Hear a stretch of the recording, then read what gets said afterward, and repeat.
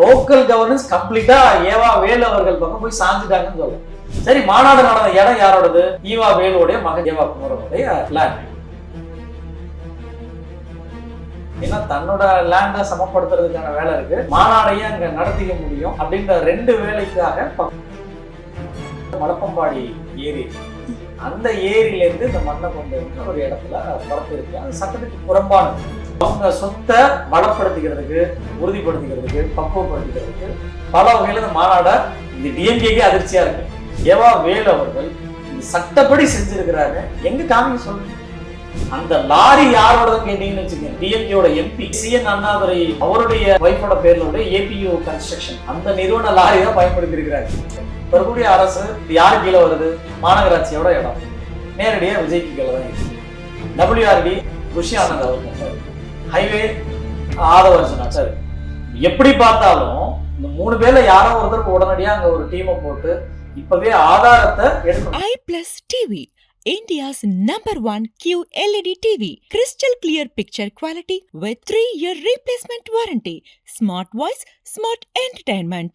4 நேயர்கள் அனைவருக்கும் வணக்கம். இன்று நம் நிகழ்ச்சியின் சிறப்பு விருந்தினர் அறப்போர் இயக்கத்தை சார்ந்த திரு ராதாகிருஷ்ணன் அவர்கள் இணைந்துள்ளார். வணக்கம் சார். வணக்கம்.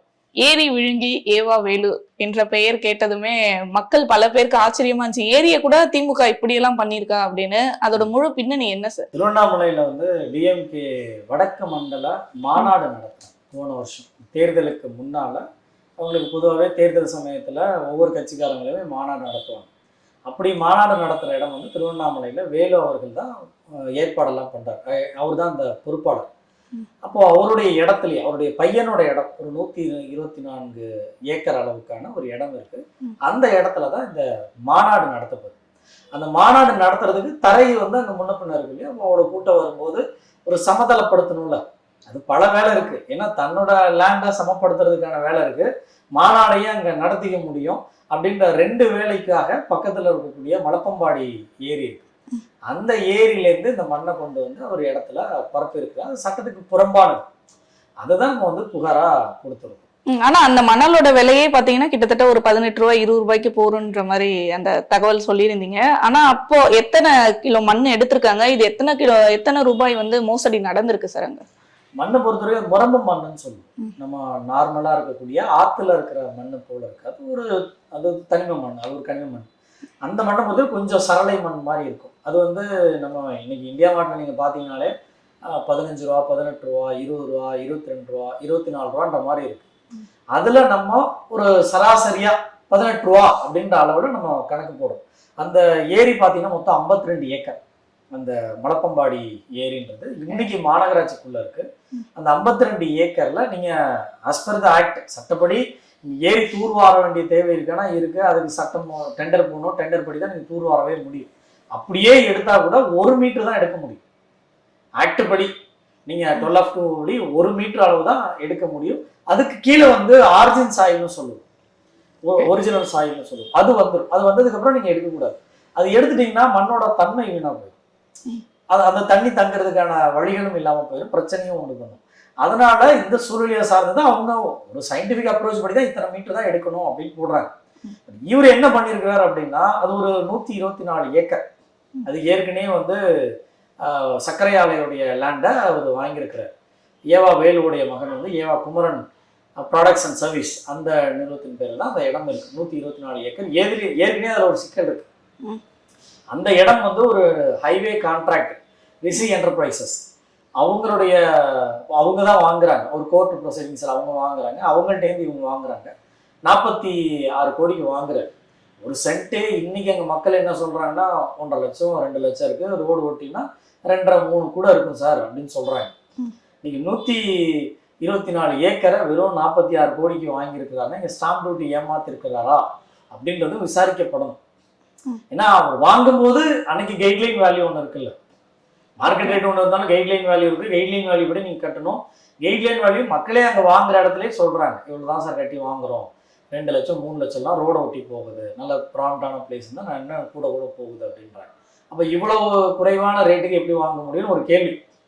இந்த மாநாடு நடத்துறது கலைஞர் திடல்னு அந்த இடத்த ஒரு செட்டப் பண்றாங்க. அப்ப அந்த மாநாடு நடத்துறதுக்கான எல்லாம் மேடு பள்ளமா இருக்கு. நம்ம கிடைச்ச அந்த புகைப்படங்களை பார்த்தீங்கன்னா அந்த இடம் வந்து 1 அடி 1.5 அடி பள்ளமா இருக்கும். அப்போ அதை சமப்படுத்துறதுக்கு என்ன பண்றாங்கன்னா, இந்த மலப்பம்பாடியில இருந்து அந்த ஏரியில இருந்து மண்ணை வந்து நூற்றுக்கணக்கான முறை அங்க அள்ளப்பட்டிருக்கு. அந்த லாரி யாரோடதுன்னு கேட்டீங்கன்னு வச்சுக்கோங்க, இன்னைக்கு சிஎன் அண்ணாதுரை டிஎம்கேயோட எம்பி, அவருடைய ஒய்ஃபோட பேர்ல உடைய ஏபியூ கன்ஸ்ட்ரக்ஷன் அந்த நிறுவன லாரி தான் பயன்படுத்தி இருக்கிறாங்க. இந்த மண் அள்ளுறதுக்கு எம்பியோடைய வாகனமே அங்க பயன்படுத்தப்பட்டிருக்கு. டிஎம்கே எம்பியோடைய வாகனமே அங்க பயன்படுத்தப்பட்டிருக்கு. அது ஏற்கனவே தொலைக்காட்சிகள்லாம் அந்த அந்த இஷ்யூ நடக்கும்போது உழவர் உரிமை இயக்கம்னு அங்க அருள்னு ஒரு அவங்க போராடி இருக்கிறாங்க. நிறைய பெண்கள் வந்து முன்னால நின்று போராடி இருக்கிறாங்க ஏற்கனவே. ஏன்னா அந்த ஏரியை பேஸ் பண்ணி பாசன பகுதி நிறைய இருக்கு. அங்க எல்லா பக்கமே வயல் இருக்கு, விவசாயம் நடந்துகிட்டு இருக்கு, இன்னைக்கு நடந்துகிட்டு இருக்கு. இப்ப நீங்க போய் பாத்தீங்கன்னா கூட அந்த ஏரியோட எல்லா பக்கத்துமே பார்க்க முடியும். அங்க விவசாயம் நடக்குது, அந்த ஏரியை வச்சுதான் அங்க பாசன வசதிகள் நடந்துகிட்டு இருக்கு. அப்ப அந்த மக்கள் வந்து குரல் கொடுக்குறாங்க, நீங்க வந்து சட்டத்துக்கு புறம்பா எடுக்கிறீங்க, ஒரு எடுத்துட்டீங்கன்னா அது நாளைக்கு பின்ன பிரச்சனை ஆயிடுச்சுன்னா நாங்க எப்படிங்க அதை வச்சு நடத்துறது அப்படின்னு அவங்க நிறைய புகார் கொடுத்துருக்குறாங்க. லோக்கலுக்கு தாசில்தார் தெரியப்படுத்திருக்காங்க, கலெக்டருக்கு தெரியப்படுத்திருக்கிறாங்க, பஞ்சாயத்து பிடிஓ உட்பட லோக்கல் போலீஸ் ஸ்டேஷன் உட்பட அவங்க போராடி இருக்கிறாங்க. இது எப்பன்னா போன வருஷம் நவம்பர் 2025 நவம்பர்ல, அதாவது அந்த மாநாட்டுக்கு 1 மாதத்துக்கு முன்பாக இங்க மண் அள்ளும் போதே அந்த மக்கள் எல்லாம் கூடி போராடி இருக்காங்க. அப்ப நிறுத்தப்பட்டதா? நிறுத்தப்படணும்னு நிறுத்தவே இல்லை. லோக்கல் கவர்னன்ஸ் கம்ப்ளீட்டா ஏவா வேலு அவர்கள் பக்கம் போய் சாஞ்சிட்டாங்கன்னு சொல்லலாம். அவரு இன்னும் சொல்ல போனா இவங்க புகார் கடிதம் அனுப்பி இருக்கிறாங்க, பதிவு தபால். அதை கூட ரிட்டர்ன் பண்ணிருக்காருன்னா பாத்துக்கலாம். பிடிஓ வாங்க கூட இல்லை, இல்லைன்னு சொல்லி கூட ரிட்டர்ன் அனுப்பிச்சிருக்கிறாங்க.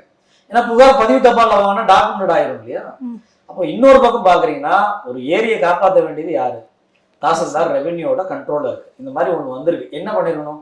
போயிட்டு இங்க வாங்க, நீங்க எந்த அனுமதி கடிதத்தின் அடிப்படையில இந்த ஏரியை எடுத்திருக்கிறீங்க, அப்போ ஒரு கடிதம் இருக்குன்னா அந்த கடிதத்துல என்ன அளவு கொடுத்துருக்காங்களோ அதை தான் எடுக்கிறீங்களா அப்படின்றத விசாரிச்சிருக்கணுமா இல்லையா? உடனடியா நிறுத்திருக்கணுமா இல்லையா? நீங்களும் நானும் ஒரு லாரியை வாடகைக்கு எடுத்துட்டு போய் எதையாவது ஒரு ஏரியில போய் மண் எடுத்துட முடியுமா? என்ன பண்ணுவாங்க? உடனடியா லாரியை போலீஸ் அரெஸ்ட் பண்ணி வச்சிருவாங்க, டிரைவரை உட்கார வச்சிருவாங்க, ஓனரை வர சொல்லுன்னு கேட்பாங்களா இல்லையா? இது கூட பண்ணலன்னா அப்ப போலீஸ் அதுக்கு சப்போர்ட்டா இல்லையாங்க? அப்ப அங்க ஒரு கூட்டு சதி நடந்திருக்கு. ஆமா, லோக்கல் கவர்னன்ஸ் எந்த விதமான நடவடிக்கையும் எடுக்கல. நாங்க பேசுறோம் பண்றோம் அப்படின்ற மாதிரி நடந்திருக்கே தவிர இவங்களை கைது பண்ணிருக்கிறாங்க. கைது பண்ண வேண்டியது யாரு? ஒண்ணு விலை குறைவா வாங்கினதா அந்த 124 ஏக்கர் குமரன் அவரை கேட்டிருக்கணும், இல்ல ஏவா வேலு அவர்களை கேட்டிருக்கணும், இல்ல அந்த வண்டி திருட்டு மண்ணை அள்ளிட்டு போன அந்த மண்ணை திருடிட்டு போன அந்த லாரிகளை உட்கார வச்சிருக்கணும், எம்பி இவரை கூப்பிட்டு சிஎன் அண்ணாதுரையை கூப்பிட்டு விசாரிச்சிருக்கணும். ஆனா அவங்க யாரை பண்ணியிருக்காங்கன்னா மக்களை அங்க வயல்ல வேலை செஞ்சுட்டு இருந்தவங்கள, அந்த வயல் பாசனத்துக்காக போராடி இருந்த மக்களை, விவசாயம் பண்ணிட்டு இருந்ததுக்காக அந்த தண்ணி வேணும்னு போராடி இருந்த மக்களை கைது கொண்டு போயிருக்காங்க. அப்ப இதுவே ஒரு கொடூரத்தின் உச்சமால தானே சார். அதிகாரத்தை ரொம்ப பிளேட்டண்டா அங்க பயன்படுத்தி இருக்கிறாங்க, பகிரங்கமாவே பயன்படுத்திருக்காங்க. கைது பண்ணது ஒரு பக்கம், அதுக்கு பிறகு நிக்கவும் இல்லை, திரும்பவும் அள்ளி அள்ளி அள்ளி நாங்க அதை போய் பார்க்கிறோம். ஒரு 52 ஏக்கர்ல நாங்க ஜியோ டேக்கோட நம்ம டீம் வந்து அங்கே வேற வேற இடங்கள்ல ஜியோ டேக் எடுக்கிறோம், எவ்வளவு ஆழம் எடுத்திருக்கிறாங்கன்றத டேப்பெல்லாம் வச்சு மெஷர்மெண்ட்ஸ் பார்க்குறோம். குறைந்தபட்சம் ஒரு 20-25 அடி பக்கம் ஒரு சில இடங்கள்ல இருக்கு, ஒரு சில இடங்கள்ல 10-15 அடி 17 அடி அது மாதிரி இருக்கு. இன்னும் இடத்துல பார்த்தீங்கன்னா 10 அடி பக்கம் இருக்கு. நீங்க எப்படி பார்த்தாலும் 1 மீட்டர் தான் எடுக்கணும், ஆனா 3ல இருந்து 7 மீட்டர் வரைக்கும் வேற வேற இடத்துல இருக்கிறாங்க. இப்போ நீங்க ஒரு ஏரியா தூர் வாடுறதுக்கு அந்த ஆர்ஜின் சாயில தாண்டி கீழே எடுக்கவே கூடாதுன்றதான் விதி. ஆனா அதுக்கு கீழே ஒரு ஆள் உயரத்துக்கு பள்ளம் போயிருக்கு. நீங்க போய் நின்னீங்கன்னா தெரியவே தெரியாது, அவ்வளவு ஒரு மலை குன்று போல அங்க உருவாக்கி வச்சிருக்காங்க. அதை கொடைஞ்சு உள்ள இருந்து எல்லாமே எடுத்திருக்காங்க, எல்லா பக்கமே. அவங்க அது என்ன பண்ணிருக்காங்கன்னா அந்த பிளான்ட் இருக்கு, அந்த கலைஞர் திடல்னு ஒரு மேடை அமைக்கிறதுக்காக செட்டப் போடுறாங்க இல்லையா, அந்த மாநாட்டு திடலுக்கு அங்கே பக்கத்துல ஜஸ்ட் அட்ஜஸ்ட் ஒரு 200-300 மீட்டர் ஆப்போசிட்ல பாத்தீங்கன்னா இந்த ஏரி தெரியும். அள்ளும் போது அங்க தண்ணி இருக்கு, தண்ணி இருக்கிறத நீங்க ஏன் வீணாக்குறீங்கன்னு தான் கேட்குறாங்க.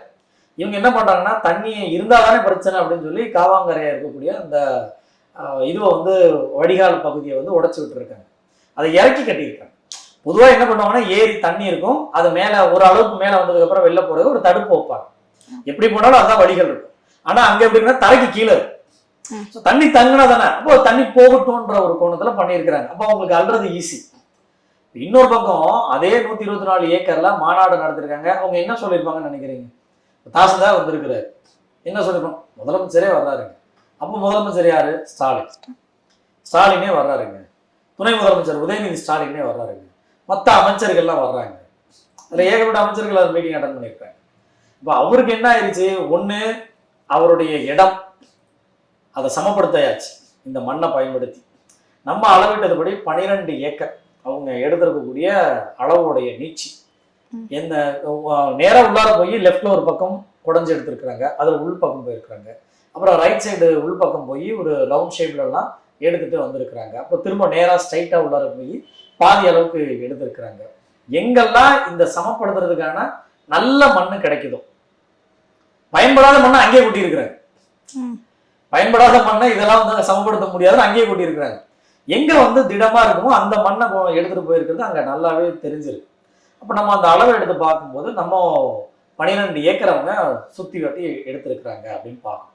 அப்ப இதை நம்ம குறைந்தபட்சம் எல்லாம் என்ன நடந்திருக்கலாம் அந்த அளவீடுகள் எடுத்து பார்க்கும்போது ஒரு 45 லட்சம் டன் அளவுக்கான மண் எடுத்திருக்கிறாங்க. சுமார் 8 ஏக்கர் பரப்புல எடுத்திருக்க வாய்ப்பு. ஆனா அப்போ அவருடைய சொந்த சொத்தை காப்பாத்துறதுக்காக மக்கள் யூஸ் பண்ணக்கூடிய அந்த ஏரியில இருந்து மண் எடுத்துட்டு போய் அவரோட சுய லாபத்தை வந்து அங்க யூஸ் பண்ணிருக்காரு. ஆமா, இன்னைக்கு பல விஷயம் நடந்துருச்சுங்க.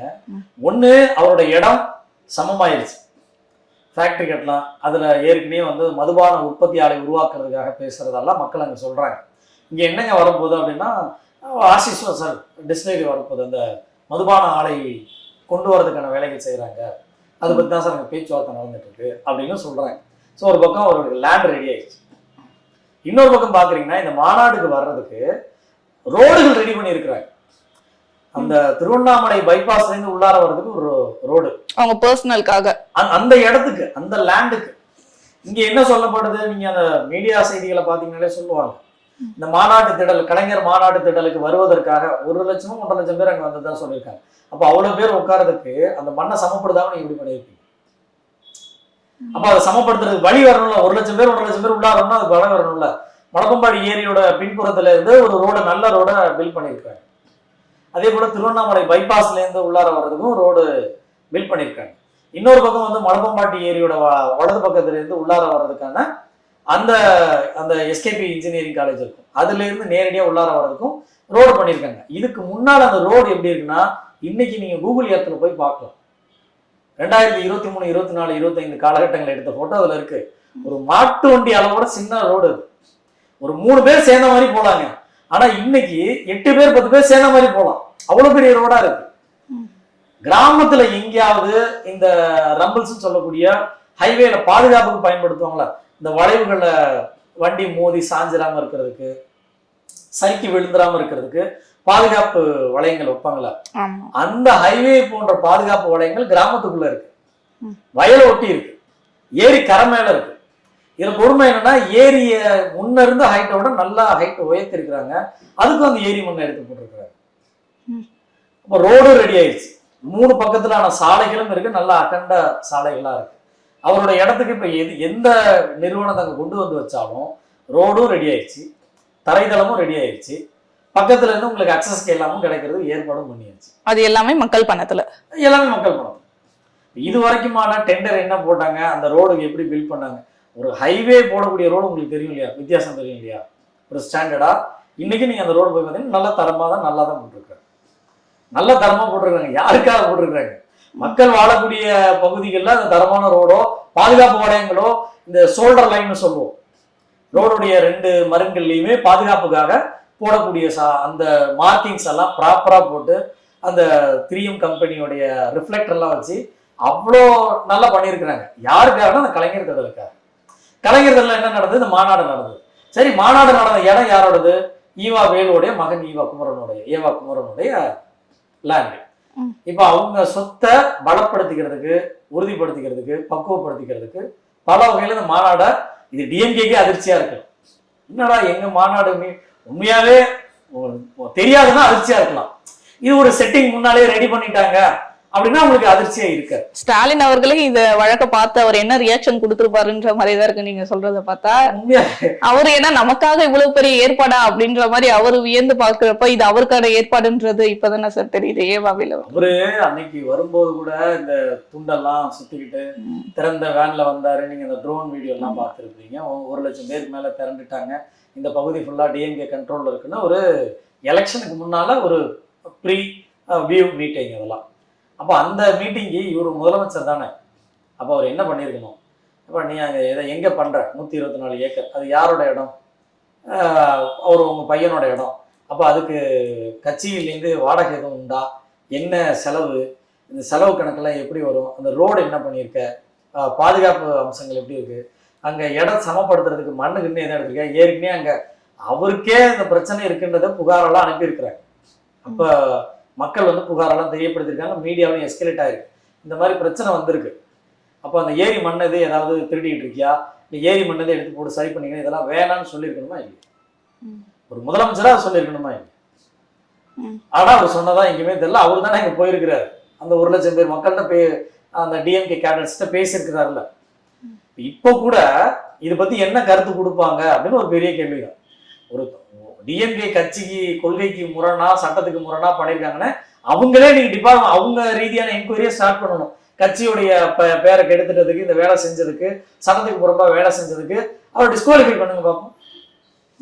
ஏன்னா இல்ல பல அதிகாரிகளுமே வந்து உடன் இருந்திருக்காங்களே சார். அந்த தாசில்தார்ல இருந்து எல்லாருமே இருந்திருக்காங்க.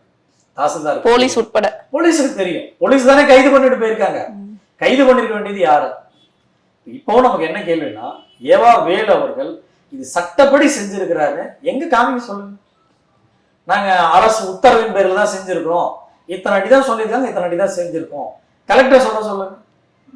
மக்கள் தொடர்ந்து அங்க போராடி இருக்கிறாங்க, கைது செய்யப்பட்டிருக்கிறாங்க. அந்த மாநாடு நடக்கிற சமயத்துல அவங்க அப்செக்ட் பண்ணியிருக்கிறாங்க. இந்த கூட்டத்துல டிஸ்டர்ப் ஆயிடக்கூடாதுன்னு அவங்கள கைது பண்ணியிருக்கிறாங்க. ஆனா அந்த மாநாடு நடத்துறதுக்கு பின்னால எந்த விதமான டிபார்ட்மெண்ட் என்கொயரியும் சட்டத்துக்கு புறம்பா மண் எடுத்திருக்கிறாங்க, அளவு மீறி மண் எடுத்திருக்கிறாங்க, ரோடுகள் விதிகளுக்கு புறம்பா அதை போட்டிருக்கிறாங்க. ஒரு வயல்வெளிக்குள்ள அவ்வளவு பெரிய ரோடு போடுறதுக்கு என்ன, அதுவும் நேரா அவருடைய அந்த ஏவா குமரனுடைய பில்டிங்க்கு வாசலே போய் நிற்குது. அவருடைய இடத்துக்கு நேரா ரோடு போய் நிற்குது. நல்ல பிராட் ரோடு, ஒரு 10 பேர் 15 பேர் சேர்ந்த மாதிரி நடக்கிற மாதிரி பெரிய ரோடு. இப்போ ரோடு போட்டிருக்கிறாங்க, மண் அள்ளி அங்க நிரப்பி வச்சுங்க, அதை அளவு மீறி எடுத்திருக்கிறாங்க. ஏற்கனவே வாங்கக்கூடிய லேண்டே நமக்கு சந்தேகமா இருக்கு. அவர் அந்த கைட்லைன் வேலைப்படி தான் வாங்கியிருக்கிறாரா அப்படின்னு இதெல்லாம் விசாரிக்கப்படணும்ன்றதான் நம்ம கோரிக்கை. இதே அங்க மக்கள் விவசாயத்துக்கு தண்ணி இல்லைன்னு பல நாளா குரல் கொடுத்துருக்குறாங்க. விவசாய பொருட்களை கொண்டு போறதுக்கு எங்களுக்கு சரியான சாலை வேணும்னு கேட்டிருக்கிறாங்க. இன்னைக்கு அதே கூகுள் எர்த்துல நீங்க பழைய அந்த ரோடுகளை போட்டோம் பார்க்கலாம். அவ்வளவு அது அது எப்படி சொல்ற உடஞ்சது ரோடுகள் போலதான் அங்க இருக்கு. ஒரு பள்ளம் மேடுகளாக சரியில்லாத சாலைகளாக தான் இருந்திருக்கு. இந்த மீட்டிங் நடந்து இன்னைக்கு ஏறக்குறைய 8 மாதம் 10 மாதம் ஆயிடுச்சு. இன்னைக்கும் போய் பாருங்க, ரோடு அவ்வளவு பியூட்டிஃபுல்லா இருக்கு. அவங்க ரோடுன்றதால பாதுகாத்து வச்சிருக்காங்க. அது பாதுகாத்துல நல்லா தரமா போட்டிருக்காங்க. மக்கள் வாழக்கூடிய அதே இன்னும் அந்த வீடு இருக்கு. இதே கூகுள் இடத்துல நீங்க பார்க்க முடியும். நம்ம போய் அளக்குறோம். நம்ம போகும்போது நம்ம இந்த பிரச்சனை கேள்விப்பட்ட உடனே அந்த உழவர் உரிமை இயக்கம் அப்புறம் அந்த மக்கள்லாம் இது மாதிரி குரல் கொடுக்குறாங்க அப்படின்னு நம்ம போய் ஆய்வு செய்வோம். நம்ம டீம் ஆய்வு செய்யும் போகும்போது நம்ம என்ன நினைச்சோன்னா ஏதோ ஒரு பங்கு எடுத்திருப்பாங்க, ஒரு ஏதோ ஒரு போர்ஷன்ல எடுத்திருப்பாங்க அப்படின்ற மாதிரி தான் நம்மளுடைய அசம்ஷன்ல போறோம். ஆனா போய் பார்த்தா ஒரு 2 ஆள் இறங்கி நின்னா, 2 ஆள் உயரத்துக்கு இறங்கி நின்னா ஒண்ணுமே தெரியாது. அவ்வளவு பள்ளம் வந்து ரொம்ப டீப்பா எடுத்திருக்கிறாங்க. நாளைக்கு அது ஏரி பாதுகாப்புக்குமே ஆபத்து. இன்னும் உங்களுக்கு சூழலியல் பாதிப்புகள் என்ன உண்டாக்க போகுது நமக்கு தெரியாது. ஏன்னா இப்போ அதோட எஃபெக்ட் வந்து இப்ப மழை பெஞ்சாதான் காட்டும்னு நினைக்கிறேன். இப்பவே ஆதாரங்களை இவங்க பதிவு பண்ணி வைக்கணும். இப்ப இருக்கக்கூடிய அரசு, அதுவும் விஜய் தலைமையிலான, இது யாரு கீழே வருது? மாநகராட்சியோட இடம் நேரடியா விஜய்க்கு கீழே தான் இருக்கு. WRD புஷி ஆனந்த் அவர்கிட்ட, ஹைவே ஆதவர்ஜனாட்டாரு. எப்படி பார்த்தாலும் இந்த 3 பேர்ல யாரோ ஒருத்தருக்கு உடனடியா அங்க ஒரு டீமை போட்டு இப்பவே ஆதாரத்தை எடுக்கணும். நம்ம எடுக்கிறது, நம்ம சொன்னது ரொம்ப கன்சர்வேட்டிவ், ரொம்ப ரொம்ப குறைந்தபட்சம் இதுக்கு கீழே போகவே முடியாதுன்றது நம்மளுடைய ஊகம் தான். ஆனா இதை விட கூடுதலா இருக்க கூட வாய்ப்பு. அங்க அதான் சொன்னோம், ஒரு இடம் மட்டும் எடுக்கல, ஏரியே அவங்க இடம் தான். மண்ணை திருடுனது அளவுக்கு அதிகமாக எடுத்தது ஒண்ணு, அனுமதியே இல்லாம எடுத்திருக்காங்களோன்றது நமக்கு கேள்வி. இது வரைக்கும் எந்த ஆவணமும் இல்லை. அந்த மக்கள் கேட்டுட்டு தான் இருக்கிறாங்க. சார் எந்த ஆர்டர் அடிப்படையில் ஒரு மண்ணை எடுக்கிறாரு? இது யாரை கேட்டு வந்து நிற்கிறாரு? ஏவா வேலு அவர் இடத்துக்கு தான் கொண்டு போய் நிரப்புறாங்க. நீங்க அந்த வீடியோ பார்க்கணும். ஃபுட்டேஜில் பார்த்தீங்கன்னா லாரி இங்கேருந்து எடுத்து அங்கேருந்து ஒரு ஜஸ்ட் ஒரு அட்ஜசன் ஒரு 200-300 மீட்டர்ல தான் அந்த பிளான்ட்டே இருக்கு. கலைஞர் திடல்னு அந்த அமைப்பு ஏற்படுத்தினாங்க இல்லையா, ஏவா குமரனுடைய இடம் அங்கதான் இருக்கு. ஒரு 300 மீட்டர் நேர லாரி அங்கதான் கொண்டு போய் கொட்டியிருக்கு. ஃபுல்லா சமப்படுத்தி இருக்கிறாங்க. ஸோ மண்ணை எடுத்தது, அளவு மீறி எடுத்தது, அதாவது சட்டத்துக்கு புறம்பாகவே எடுக்கப்பட்டிருக்கிறது. சாலைகள் எந்த டெண்டர் அடிப்படையில் அமைச்சாங்கன்னு இது வரைக்கும் வெளில எந்த ஆவணமே தெரியல. ஸோ இது மூன்றாவது வந்து அங்க அந்த கட்டமைப்பை ஏற்படுத்தினது, அந்த இடம் வாங்கினது, நீங்க கைட்லைன் வேல்யூ படி தான் வாங்கியிருக்கீங்களா? உறுதியான நீங்க பத்திரப்பதிவு துறையில அதுக்குள்ள ஃபீ கட்டி தான் வாங்கியிருக்கீங்களா அப்படின்றது கேள்வி. இன்னொரு பக்கம் விசாரிக்கப்பட வேண்டியது டிஎம்கே எம்பி அண்ணாதுரை. அவரோட லாரி தானே பயன்படுத்தி இருக்கிறாங்க. அவருக்கே தெரியாம ஒரு லாரியை கொண்டு போய் பயன்படுத்திட்டாங்களா? இதுல அப்ப அவருக்கும் பங்கு இருக்குமோன்ற ஒரு கேள்வி. கண்டிப்பா இதுல அவரும் விசாரிக்கப்படும். ஏன்னா அவருடைய வண்டி தான் அங்க இருக்கு. அந்த ஏபியூ கன்ஸ்ட்ரக்ஷன் அவங்க ஒய்ஃப் பேர்ல தான் இருக்கு, பதிவு பண்ணியிருக்கிறாங்க. அவங்க தான் அந்த கன்ஸ்ட்ரக்ஷன் ஒர்க்கும் அங்க எடுத்து பண்ணிக்கிட்டு இருக்கிறாங்க திருவண்ணாமலை பகுதிகளில். அவங்க லாரி நம்பரோட தான் இருக்கு. வீடியோவில் எல்லாத்துலேயும் தெளிவாக தான் இருக்கு. அப்போ இவருக்கே தெரியாம எனக்கே தெரியாம எடுத்து பண்ணிட்டாங்க. யாரு? டிஎம்கே ஆக்டிவ் பண்ணிட்டாங்க. அவர் இதை புகார் கொடுத்துருக்கிறாரு. இப்போ நமக்கு என்ன சந்தேகம்? அவரையும் விசாரிக்கப்படும். எம்பிக்கு இங்க என்ன ரோல்? நீங்க நினைச்சு பாருங்களேன். ஒரு சாமானிய மக்கள், விவசாய மக்கள் அங்க வாழ்ந்துட்டு இருக்கிறாங்க. அந்த மாநாட்டு திடல்ல இருந்து ஒரு 300 மீட்டர்ல நிறைய குடியிருப்புகள் மக்கள் வாழ்றாங்க. அப்போ அவங்க இந்த இடத்துல மண் எடுக்கிறாங்க. இந்த பகுதியில் விவசாயம் பண்ணக்கூடிய மக்கள் இருக்காங்க. இவங்க எல்லாம் வந்து ஏரியில இருந்து போராடிட்டு இருக்காங்க. வர்றது அமைச்சர் யாரு? டிஎம்கேயோட ஹைவே மினிஸ்டர் வராரு, டிஎம்கேயோட எம்பி வராரு. யாரு இந்த மீட்டிங் வர போறாங்க? முதலமைச்சர் வராருங்க, துணை முதலமைச்சர் வராருங்க, அமைச்சருங்க வர்றாங்க. அப்படின்னா தாசில்தார் உண்மையாவே ஜெனியூனான முதுகெலும்புள்ள ஒரு தாசில்தார் என்ன பண்ணிருப்பாரு? யாரா இருந்தா என்னங்க, நான் சட்டப்படி நடவடிக்கை. காவல்துறை என்ன பண்ணிருக்கணும்? நான் எஃப்ஐஆர் போடுறேன். வண்டி யாரோடது? போலீஸ் ஸ்டேஷன் என்ன பண்ணிருக்கணும்? தூக்கிட்டு போங்க. எம்பிய வண்டியா? வர சொல்லுங்க, விசாரிக்கிறேன் சொல்லியிருக்கணுமா இல்லையா?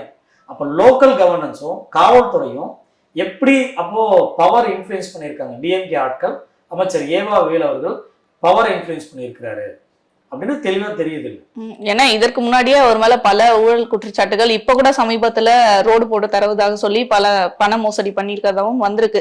இப்ப இதுவும் வந்திருக்கு. ஆனா நடவடிக்கை எடுக்கப்படுமா? இவ்வளவு பெரிய ஊழல் நடந்திருக்கு, இதற்கான கைது எப்பொழுது அப்படின்ற கேள்விதான் சிறப்பு எல்லாருமே கேட்கிறாங்க. இப்ப இவ்வளவு தப்பு பண்ணிவே எப்படி தப்பிக்கிறாங்க அப்படின்ற கேள்வி. அதாவது இது கைது எப்ப நடக்கும்னு நமக்கு தெரியாது. நீதிமன்றம் தான் இன்னும் தரவுகளை நம்ம எடுத்ததை விட அவங்க இன்னும் அக்யூரேசியா எடுக்க முடியும், விவரங்கள் எடுக்க முடியும், தண்டனை கொடுக்க முடியும். அவங்க தான் குற்றவாளின்னு சொல்ல போறாங்கன்னு வச்சுக்கோங்க.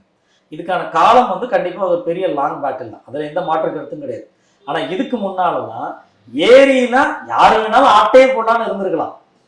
பட் இன்னைக்கு ஏரியை எப்படி பார்க்க முடியும், எப்படி கண்காணிக்க முடியும்? ஒரு அமைச்சரா இருந்தாலும் நாளைக்கு பொது வெளியில பிரச்சனை தான், அவங்களுக்கு அவப்பெயர் வரும்னு எனக்கு தெரியுமா இல்லையா? இந்த எச்சரிக்கை உணர்வு தான் மக்களுக்கு இன்னைக்கு தேவை. தமிழ்நாடு முழுசும் இந்த ஏரி மட்டும் இல்லைங்க, நம்மளே நூற்றுக்கணக்கான ஏரிகள் நமக்கே தெரியும். இதே வாட்டர் பாடி ரீஸ்டோரேஷனுக்கு சென்னை கார்பரேஷன்ல டெண்டர் போட்டாங்க. நம்ம சென்னையில இங்க ஆமுல்லைவாயில் லேக், அதை ஒரு தனியார் ஓனர், தனி நபர் அந்த ஏரியவே சுத்தி காம்பவுண்ட் கட்டி வச்சிருந்தாரு. நம்ம அந்த ஏரியை போய் தேடி பார்த்துட்டு ஏரி காணுங்க அப்படின்னு சொல்லி சென்னை மாநகராட்சி புகார் கொடுத்து, அந்த புகாரின் அடிப்படையில் போய் செவுத்த உடைச்சி இங்க இருக்குங்க ஏரி அப்படின்னு கண்டுபிடிச்சு கொடுத்த ஆட்கள் இவங்க. அப்ப நேரு அவர் தான் இருந்தார். நீங்க அந்த பெரிய தோப்பு ஏரி, இந்த பொங்கல் அப்பெல்லாம் போட்ல எல்லாம் போயிருப்பார், நீங்க பார்த்துருப்பீங்க போன வருஷம் பொங்கல் அப்போ. அந்த ஏரிக்கு 2022-23 காலகட்டங்களில் டெண்டர் போட்டாங்க. 23-24 டெண்டர் போட்டு முடிச்சிருக்கணும். ஆனா டெண்டர் போட்டு 11 மாதங்கள், ஒரு வருஷம் ஆகி எந்த வேலையும் செய்யல, ஜீரோ ஒர்க்கு. நம்ம போய் பார்த்துட்டு பெரிய தோப்பு ஏரி, மணலில பெரிய தோப்பு ஏரி ஏங்க இப்படி வீணா போய் கிடக்கு, ஒண்ணுமே பண்ணல, டெண்டர் போட்டதெல்லாம் என்ன ஆச்சுன்னு கேள்வி கேட்டதன் அடிப்படையில உடனடியாக அங்க தூர்வாரினாங்க. அந்த தூர்வாரின வேலையிலையும் சரியா செய்யாம ஒரு ஸ்கூல் ஸ்டூடெண்ட் அங்க விழுந்து இறந்து போயிட்டான். இவங்க பாதுகாப்பு அம்சத்தோட பண்ணியிருந்தா ஒரு சின்ன குழந்தை இறந்துட்டு போயிருக்க மாட்டான். ஒரு 7வது 8வது படிக்கக்கூடிய பையன் தவறி விழுந்து இறந்து போயிட்டான் அந்த ஏரியில். அது அங்கே லோக்கல் ஸ்டேஷன்ல வேற ஆயிடும். பாதுகாப்பு அம்சத்தோட ஏரியே தூர்வாரம். முதல்ல ஏரியே தூர்வாரல அப்படின்னா என்னன்னா வேலையே செய்யாம பணத்தை ஆட்டையை போட்டுலாம் ஒரு கணக்கு கூடாது. அந்த பெரிய தோப்பி ஏரி புகார் கொடுத்த உடனே வீடியோ அவசரம் 2 முறை புகார் கொடுத்தோம். மேயர் பிரியா அவர்களுக்கு 0 மார்க் கொடுத்துருந்தோம். நம்ம அரும்போர் பக்கத்துல பாத்தீங்கன்னா அதை நம்ம எக்ஸ்பிளைன் பண்ணுவோம், புகாரும் கொடுத்துருந்தோம். அதன் அடிப்படையில் அதை ரெடி பண்ணிட்டு நேரு அவர்கள் வந்து நாங்க பாருங்க போட் விடுறோம்னு சொல்லி போட்டெல்லாம் விட்டாங்க. அந்த டெண்டர் போட்டு 2 வருஷத்துக்கு அப்புறம் வேலை செஞ்சாங்க. அதுக்கு அப்படியே ஜஸ்ட் ஆப்போசிட்ல மணலியே இன்னைக்கு போய் பாருங்களேன், முக்காவாசி தான் ரெடி பண்ணி இருக்கிறாங்க. இன்னும் 6000 தாமரை அவ்வளவு மோசமா கிடக்கு, இன்னும் அது தூர்வாரவே இல்லை. அப்ப ஏரியை தூர்வாடுறது, ஏரி ஆட்டையை போடுறது, ஏரி மண்ணை எப்ப பார்த்தாலும் திருடிக்கிறதுன்றது ரெகுலராகவே இது வரைக்கும் அப்பப்போ நடக்கிறத செய்திகள்லாம் பார்த்துருக்கோம். இன்னைக்கு அமைச்சர் உட்பட இதுல வேலை செஞ்சிருக்கிறாரு, இந்த மோசடிக்கு பின்னால இருக்கிறாரு, பகிரங்கமா ஆதாரத்தோட தெரியப்படுத்து. இன்னைக்கு அந்த சர்வே நம்பர் விவரங்கள்லாம் எடுத்து பார்த்தா அந்த விவரங்கள் இங்கே ஆவணங்கள் ஆன்லைன்ல பெரும்பாலும் இருக்கு. இன்னைக்கு இதை மக்கள் புரிஞ்சுப்பாங்க. ஓகே, இது போல ஆவணங்கள் திரட்டணும், இப்ப இந்த புகார்களை கொடுக்கும். இது தமிழ்நாடு முழுசும் வேற ஏரிகளை அட்லீஸ்ட் ஒரு குறிப்பிட்ட காலகட்டத்துக்கு ஒரு செக் அண்ட் பேலன்ஸ். எப்பா ஏரியில போய் மண் எடுக்காதீங்கப்பா, மக்கள் இது மாதிரி வந்து நின்ற போறாங்க, நாளைக்கு பின்னா நம்மளை கைது பண்ணி உள்ளார வச்சிட போறாங்க, போலீஸ் வந்துட போறாங்க, எஃப்ஐஆர் ஆயிர போகுது. இன்னைக்கு டிவிஎஸ்சி எஃப்ஐஆர் பதிந்தாங்கன்னு வச்சுக்கோங்க, முதல் கட்டம் டிவிஎஸ்சி எஃப்ஐஆர் பதிகிறாங்கன்னு வச்சுக்கோங்க. ஏன்னா இது போதுமான விவரங்கள் நம்மளே அமைச்சிட்டோம். இந்த ஆவணங்களை ஜஸ்ட் ஆன்லைன்ல செக் பண்ணாலே தெரிஞ்சிடும், விலை கூடுதலா குறைவா வச்சு இடத்த வாங்கியிருக்கிறாங்களா, அப்ப ஏன் இடத்த வந்து குறைவான ரேட்டுக்கு வாங்கியிருக்கிறாங்க ஒன்று. ரெண்டாவது, எந்த அனுமதியுமே இல்லாம, அதுவும் அளவுக்கு அதிகமா, நீங்க அனுமதியே இருந்தாலும் 1 மீட்டர் தான் எடுக்க முடியும், நீங்க 3-4 மீட்டர் எடுக்க வேண்டிய அவசியம் என்ன? அப்ப அதுவே பவர் இன்ஃப்ளூயன்ஸ்க்கு ஒரு நேரடி காரணம். இன்னொன்னு, எம்பியோடைய வாகனம் வந்து ஒரு ஃபேமிலி மெம்பர்ஸோட வாகனம் பயன்படுத்தப்பட்டிருக்குன்னு தெரியும். இதுல எஃப்ஐஆர் போட்டா முதல்ல எச்சரிக்கை என்ன நடக்கும்னு நினைக்கிறீங்க? இன்னொரு முறை ஏரிக்குள்ள போய் நிற்கும் போது பயமுறுமா வரும், அந்த எச்சரிக்கை உணர்வு முதல்ல கிடைக்கும். அதே போல நீங்க திருவள்ளூர்ல ஒரு ஏரி பார்த்துருக்கீங்க, அந்த ஏரி நம்ம ஆய்வு செய்ய போயிருக்கோம். அந்த ஏரியிலையும் இதே போலதான், ஒரு சமத்தள பரப்பு போல இருக்கக்கூடிய ஒரு ஏரி, கூட்டு குடிநீர் திட்டத்துக்கு அதை ரெடி பண்ணாங்க, நீர் தேக்கத்துக்கெல்லாம் ரெடி பண்ணாங்க. ஆனா வேலையே செய்யலை. அங்க பிடபிள்யூடி தான் அணையை திறக்கணும், ஆனா பிடபிள்யூடி அந்த அணையை திறக்கிறதுக்கான அந்த கருவியே திருடு போயிடுச்சு, புகாரே கொடுக்கல. அதுக்கு நம்ம ஆர்டிஐ போட்டோம், நீங்க புகார் கொடுத்தீங்களா இல்லையா அப்படின்னு சொல்லி. பிடபிள்யூடி என்ன பண்ணாங்கன்னா, திருடு போயிருந்தது சார், வந்துருச்சு சார் சொல்லி புதுசா இன்ஸ்டால் பண்ணியிருந்தாங்க. டிஎம்கே ஆட்சி காலகட்டத்துல வேற நீர்நிலைகளை இதே போல இருக்குன்றத பார்த்துருக்கோம். பட் எனிவே இதுக்கு மேலேயும் தமிழ்நாடு முழுசு போல இருக்கா அப்படின்றது இன்னும் கொஞ்சம் ஆய்வு செய்ய வேண்டிய சூழல்ல தான் நம்ம இருக்கிறோம். ஆனா இன்னைக்கு அந்த வழக்கு வந்து வருதுன்னு நினைக்கிறேன் சார் நீதிமன்றம். அது வந்து கரூர்ல ரோடு போடாமலே 4 கோடி பக்கம் வந்து எடுத்துட்டாங்க. அதுல ஹைவே மினிஸ்டர் அப்போ வந்து ஏவா வேலை என்ன பண்ணாருன்னா, நாங்க வந்து உடனடியாக நடவடிக்கை எடுக்கிறோம் பாருங்க, எம்ஆர் விஜயபாஸ்கர் உடனே எஸ்கலேட் பண்ணாரு.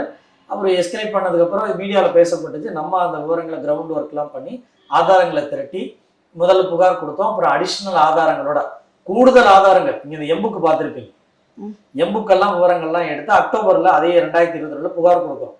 வேலவர்கள் அப்ப என்ன பண்ணாருன்னா, நான் சஸ்பெண்ட் பண்ற பாருங்கன்னு ஒரு 2-3 பேரை சஸ்பெண்ட் பண்ணார். அதோட சரி, எஃப்ஐஆர் கூட போடல.